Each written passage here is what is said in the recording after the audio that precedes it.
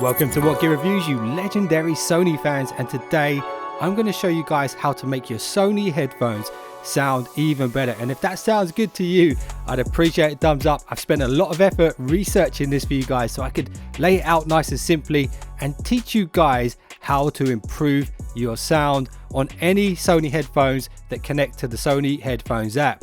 So first of all, when you go into the app, what you want to do is switch off your adaptive sound control, and you only really need to do this while you're tuning it. You can always switch this back on afterwards.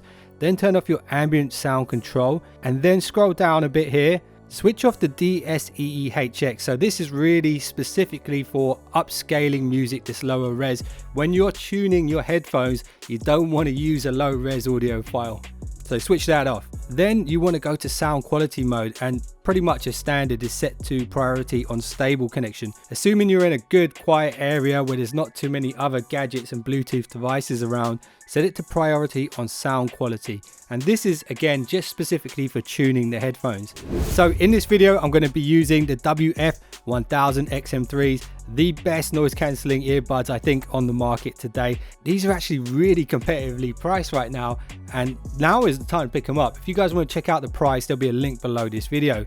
So I'm just going to put these in and then I'll show you my workflow on how to customize the sound specifically for you and the types of music you like to listen to. Let's go. So honestly guys, this is one of the most awesome features of the Sony app, and it's the equalizer. And the first thing you need to know about the equalizer is what each part of it does. So I spent some time and made this little graphic over here for you guys to understand it a bit better.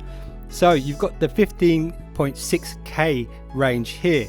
This is the high end, and when you adjust this, it will essentially adjust the sharpness of the music. So if you have female vocalists, for example, if you turn that up, it's going to be very sharp at the high ends. Also the hi-hats and the really sort of high pitched sounds will be enhanced. So you've got to be a bit careful with this. The next one along is the 6.3K.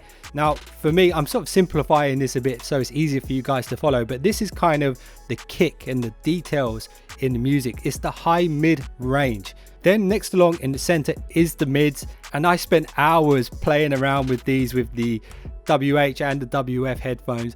And really when you adjust the mids there, it's going to adjust the vocals, how clear the vocals are, how loud they are over the rest of the music.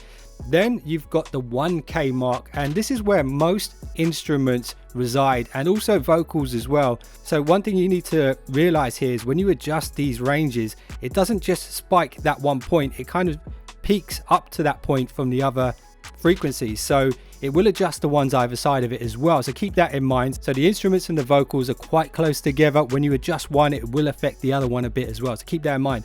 Now, I've heard a lot of people say that this one at the end is the bass, and it is the low end, but it's actually the sort of beginning of the low end. It's not fully the low end. The low end is actually here with the clear bass. So everything from 399 to the 20 hertz that this goes down to resides here in the clear bass section.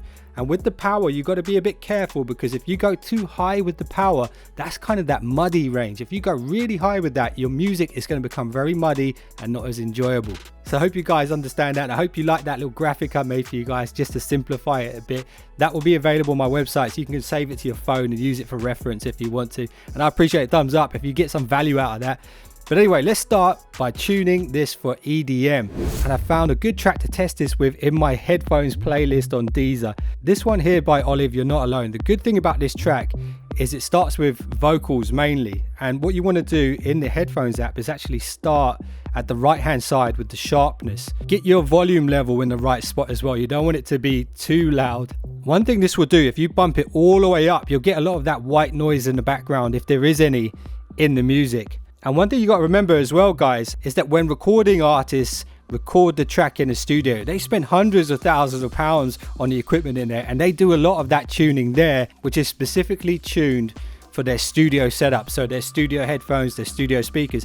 When you play back on a device like these or these, the output's slightly different. That's why it's so important for you to adjust the EQ specifically for you and your headphones. So with this, just going to take it up a couple of notches and listen for the sharpness in the music. When it's too high, it can become uncomfortable. When you bump the volume up, even more uncomfortable. So you don't want to go too high with that. About there is good, 0.2. Now we can adjust the sort of kick the music has. I'm just going to turn it up a touch. So here you can really hear the sharpness of the drums, and about there again is perfect. Now we can boost up the vocals, and there's quite a lot of vocals in this song. That's actually quite nice for this song. Now the instruments, and again, keep in mind when you raise these, it raises either side, the frequencies either side as well. I do like to adjust the volume from time to time just to see when I bump it up if I can hear any differences there as well. So that's about right. Now we can go into the power, and again, keep in mind, go too high with this, the sound becomes muddy. Go too low and it sounds a bit thin. So let's go a little bit higher. It just adds a bit of depth to the music. About there, again, I'm just going to boost the volume. What I'm going to do now I've got a bit louder, I can feel a little bit of that sharpness. So I'm going to bring down the sharpness a little bit. That's better. And now we can do my favorite part, which is the bass. So if we just go one by one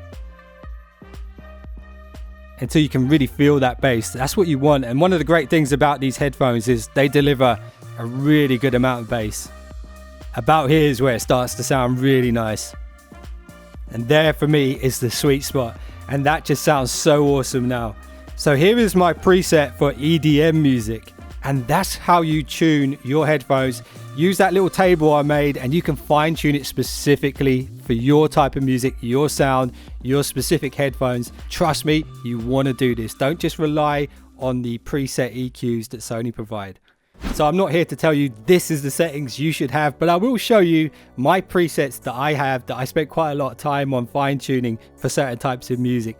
So custom 1 is for my sort of hip hop listening, and you can see here, actually what's interesting about this setup is with the power section here, the 400 Hertz range, I actually dropped it down to 0.1, and for some reason, I'm not sure why, but that really increased the amount of bass in the music, and the clear bass is right at the maximum it can be, and you really want that for hip hop. This is my hip hop EQ. I love it. Test it out, see what you think. If you want to fine tune it or improve it, let me know in the comments below how you did that, because I'll definitely test it out. So next up, I'm going to show you my rock and indie setup and live music setup, and it's custom too. So here you can see I've gone a bit higher in the power range, and the reason being that type of music isn't as bassy, so it doesn't get as muddy as quickly as sort of hip hop and EDM.